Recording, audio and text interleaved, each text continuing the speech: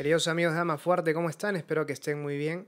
El día de hoy me gustaría hablar con ustedes de aquello que está bien y está mal en materia de sexualidad y de los criterios que usamos para saber cuándo algo está bien o está mal en este ámbito.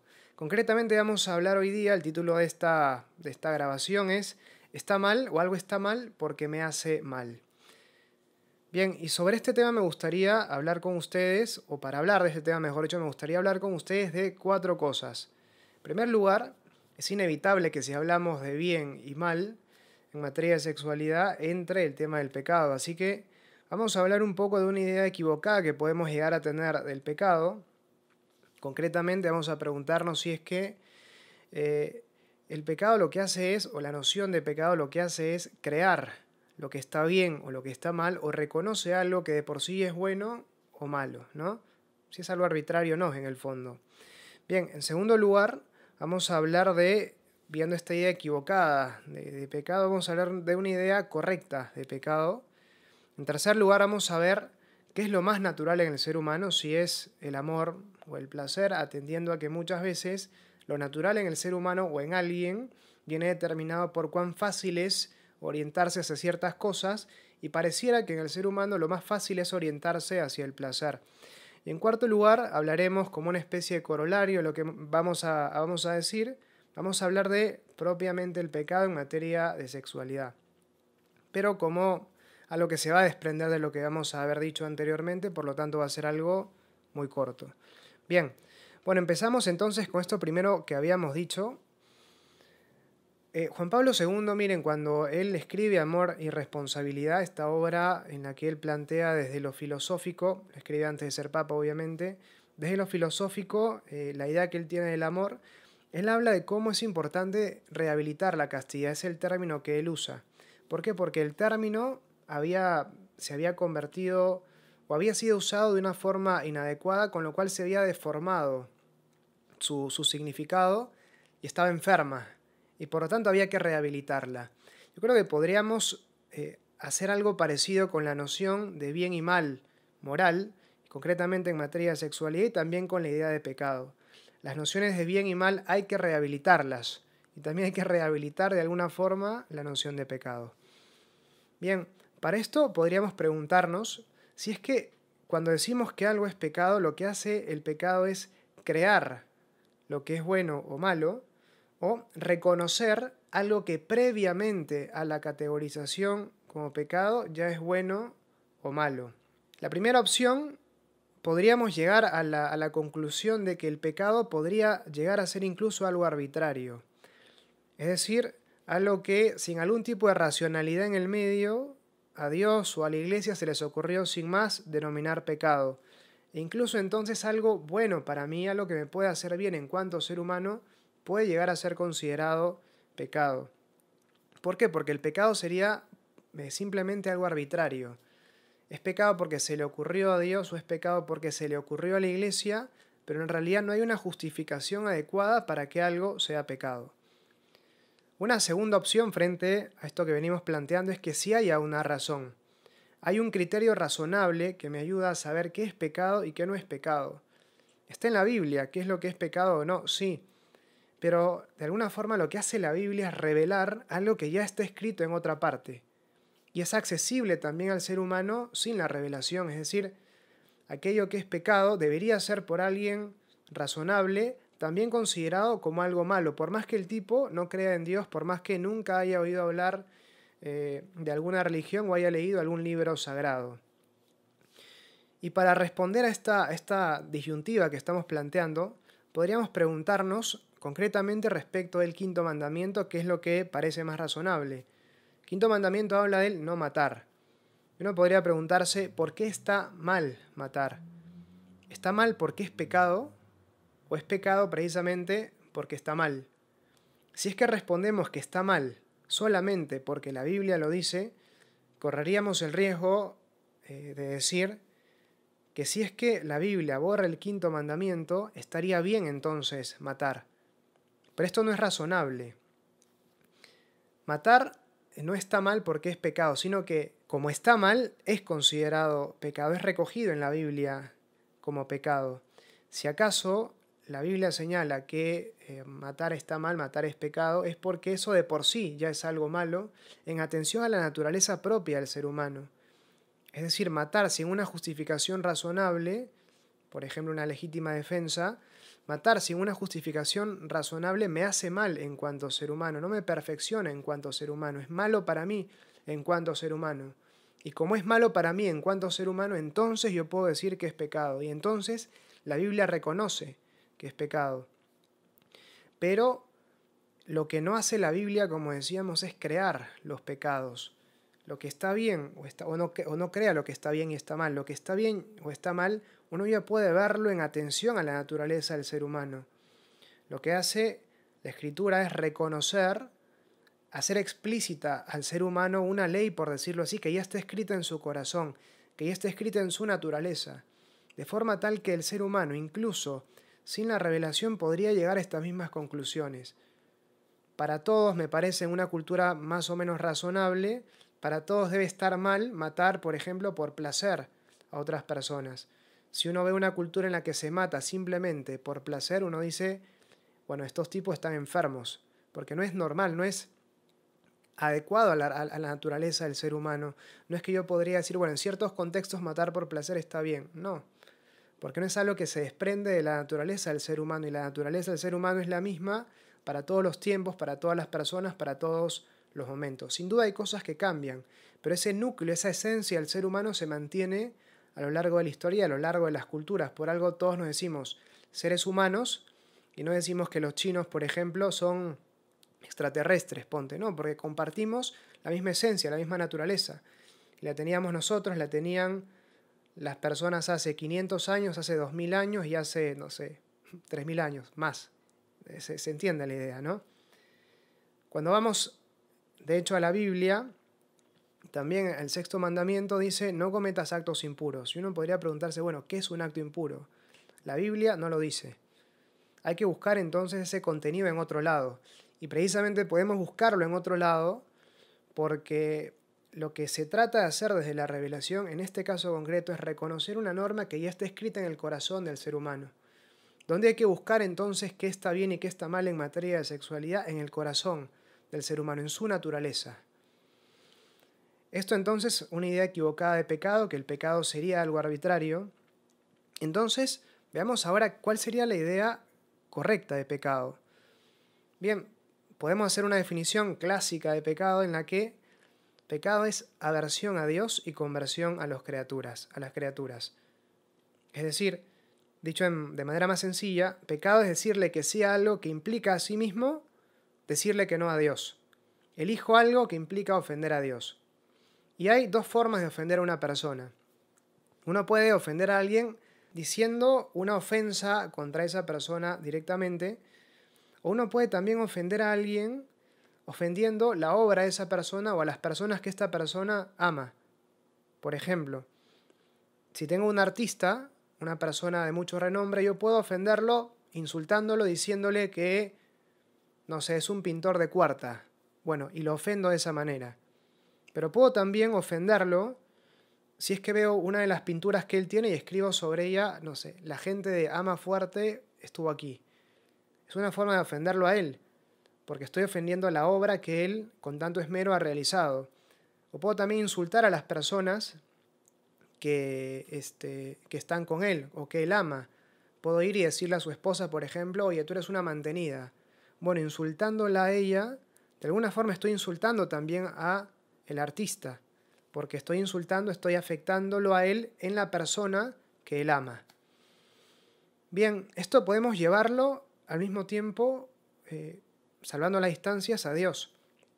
En materia de sexualidad se ofende a Dios, sí, pero no en sí mismo, sino en la obra que él ha realizado, concretamente en las personas, mejor dicho, más que en la obra, en las personas que él ama, que somos todos los seres humanos.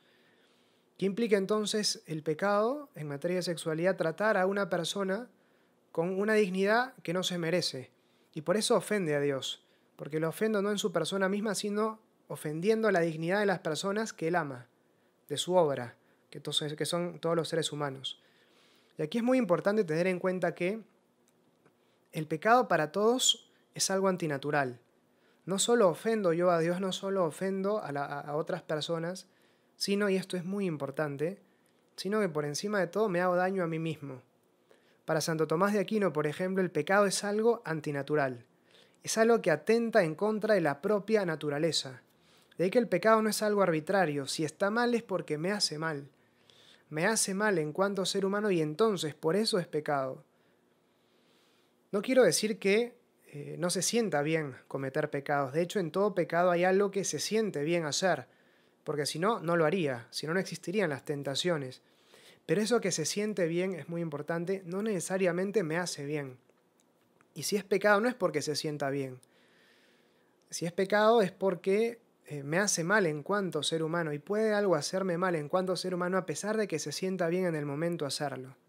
Por ejemplo, veo a la persona que estaba jugando, no sé, Fortnite y me mató. Y es el amigo que vive al costado mío y voy y le pego. ¿Por qué? Porque me enojó que me matara de esa manera en Fortnite. Bueno, probablemente pegarle en ese momento, golpearlo en ese momento se sienta bien como un acto de venganza, pero en el fondo eso no me hace mejor persona, me hace alguien que no tiene paciencia, me convierte en alguien desproporcionado en sus reacciones, me convierte en alguien que no sabe distinguir la realidad del juego, me hace mal a mí, por más que en ese momento pegarle a la persona que me mató en Fortnite se sienta bien. Bien, lo mismo pasa también con el tema del placer, por ejemplo. Un momento de placer con alguien se puede sentir muy bien, sí, pero no necesariamente me hace mejor persona. Porque puede que hacer ciertas cosas con otras personas no me perfeccione en cuanto a ser humano. ¿Por qué? Porque tal vez me estoy alejando del amor con esto que estoy haciendo. Esto que hago no es expresión de amor, sino expresión de uso. Y aquí algo muy importante a tener en cuenta es que lo que hacemos deja necesariamente una huella en nosotros. En la medida que esa expresión de una acción libre brota de nuestro corazón. Y entonces va inclinando la balanza de nuestro corazón hacia ciertas cosas. No da igual entonces hacer una acción buena o una acción mala. Porque cuando realizo una acción mala, una acción que va en contra de mi propia perfección, voy inclinándome de alguna forma, voy tensionándome vitalmente hacia esa dirección.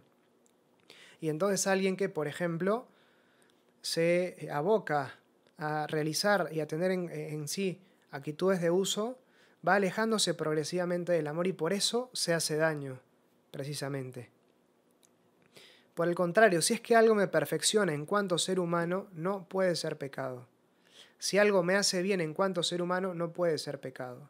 Nómbrenme un pecado, o algo que se diga que es pecado y me haga bien en cuanto persona, desde la fe podemos llegar a la conclusión de que eso realmente no es pecado, si me hace bien en cuanto persona. Pero de nuevo, no es lo que me hace bien lo que naturalmente me atrae, porque no en todos los casos mis deseos están bien ordenados hacia lo que me perfecciona en cuanto ser humano. Como decíamos el caso anterior, el hecho de sentirme atraído por pasar un buen momento con alguien y tener una fuerte atracción para pasar un buen momento incluso desde lo sexual con alguien, eso no necesariamente me hace bien en cuanto ser humano por más que responda así a un deseo natural. ¿Sí? Puede que yo incluso me sienta muy atraído por alguna persona, pero tal vez esa persona ya está casada, por ejemplo, y entonces por más que yo experimente ese deseo, eso no me hace bien en cuanto persona. Por eso acá para determinar qué es lo bueno y qué es lo malo en atención a mi propia naturaleza es necesario, es fundamental hacer un discernimiento. No puedo yo dejarle el bien o el mal simplemente a mis deseos, simplemente a aquellas cosas por las que me siento atraído. Hay que mirar la naturaleza del ser humano y a partir de ahí ver qué cosas me perfeccionan en cuanto ser humano, en cuanto persona y qué cosas no. Y en materia de sexualidad, vamos al tercer punto ahora. En materia de sexualidad, aquello que me perfecciona, y no solo en materia de sexualidad, sino en general en todos los ámbitos, es el amor. De hecho, uno podría resumir, por ejemplo, los 10 mandamientos en 2 mandamientos. Ama a Dios sobre todas las cosas y ama al prójimo como a ti mismo. Los 3 primeros mandamientos de los 10 se refieren a Dios y se resumen en ese, amar a Dios sobre todas las cosas. Y los 7 últimos se resumen en ama al prójimo como a ti mismo. De ahí que de alguna forma el mandamiento del amor resume todos los 10 mandamientos. Y es que el ser humano ha sido hecho para el amor. Si en materia de sexualidad yo actúo de una forma tal que busco realmente el amor, entonces no puede haber pecado en esto que hago. Pero acá, muy importante, no hablamos de amor como sentimiento, sino amor como la decisión de buscar el bien y lo mejor para las otras personas. Y lo que muchas veces se siente bien no necesariamente me hace bien a mí en cuanto a persona y no necesariamente le hace bien a la otra persona. Esto es muy importante a tener en cuenta. No confundir el amor, que es algo objetivo, que implica la búsqueda del bien auténtico bien para la otra persona, con algo meramente subjetivo, es decir, el hecho de sentirme atraído por alguien o sentirme bien estando con alguien. Eso no hace que las cosas que yo haga con esa persona sean buenas, porque eso en el fondo no es amor. Si es que no hay una auténtica búsqueda del bien para la otra persona, no hay amor. Bien. Y bueno, el tercer punto que hemos propuesto, que es el que estamos conversando ahora, es ver qué es lo más natural en el ser humano, si es que realmente es el amor o el placer. Porque estamos diciendo que aquello que perfecciona al ser humano es amar. Aquello para lo cual ha sido hecho el ser humano es amar. Aquello que colma los deseos últimos del ser humano es el amor. O que lo conduce, mejor dicho, a su fin último es el amor. Sobre esto, si es que tienen deseos de profundizar, les recomiendo que escuchen el podcast anterior en el que hablamos del placer como algo bueno. Bueno, ahí hablamos también de la relación entre el amor y la felicidad. Acá simplemente lo planteamos, o profundizamos un poquito más, pero lo planteamos como le estamos diciendo. Aquello que me perfecciona en cuanto ser humano es el amor. Lo más propio del ser humano es amar. Y frente a esto uno podría plantear válidamente una objeción diciendo, oye, pero tal vez el amor no es lo más propio del ser humano. Me explico. Uno puede ver que es lo más propio de algo por la facilidad, o de alguien, por la facilidad con la que hace eso. Por ejemplo, para los pájaros es más propio volar que nadar. Para los peces, en cambio, es más propio nadar que arrastrarse. ¿Por qué? Porque es más fácil para ellos. Bueno, uno podría preguntarse lo mismo para el ser humano. Pero para el ser humano entonces no será más fácil el placer que el amor. De hecho, sí es más fácil buscar el placer que el amor. Entonces, ¿no será algo más propio del ser humano el placer que el amor? ¿No será que estamos confundiéndonos cuando decimos que el ser humano ha sido hecho para amar? Porque si el ser humano ha sido hecho para amar, como el pez para nadar y el ave para volar, amar tendría que ser lo más fácil para el ser humano y en realidad no es así. Para un pez es más fácil nadar que arrastrarse, por lo tanto podemos decir que es lo más propio para él. Pero para el ser humano es más fácil buscar el placer que el amor. ¿Cómo decimos entonces que lo más propio del ser humano es el amor y no el placer? Es un problema finalmente esto que tenemos entre las manos. Pero también hay una realidad que el hecho de dejarme llevar solamente por el placer, no me da plenitud, no me da felicidad. El placer, como veíamos en el podcast anterior, me satura, pero no me llena. Y entonces si es que yo sigo este razonamiento y digo efectivamente, lo más natural en el ser humano es buscar el placer y por lo tanto yo voy a encontrar la felicidad en el placer corporal solamente, entonces voy a terminar muy frustrado, porque no voy a conseguir el fin para el cual he sido hecho. Porque, como decíamos, el ser humano ha sido hecho para amar. ¿Cuál es el propósito del ser humano? Amar. ¿Para qué está el ser humano en la tierra? Para amar. No para buscar placer, usando a otras personas, lo cual se opone al amor. Entonces, en el fondo, me voy a frustrar si es que voy teniendo una búsqueda, me embarco en una búsqueda solamente del placer. Cada vez voy a tener que buscar sensaciones más nuevas, más intensas, para llenar ese deseo que finalmente no va a poder ser llenado con eso, ese deseo de felicidad, digo, ¿no? Ese deseo de felicidad que no va a poder ser llenado con eso que estoy haciendo. Tenemos entonces un problema.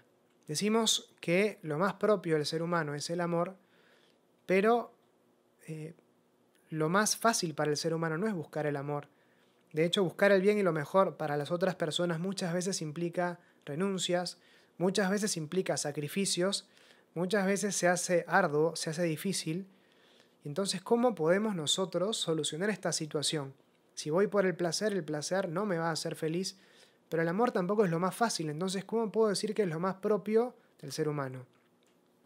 Y aquí, inevitablemente, puedo llegar a un punto muerto desde la filosofía, desde lo filosófico,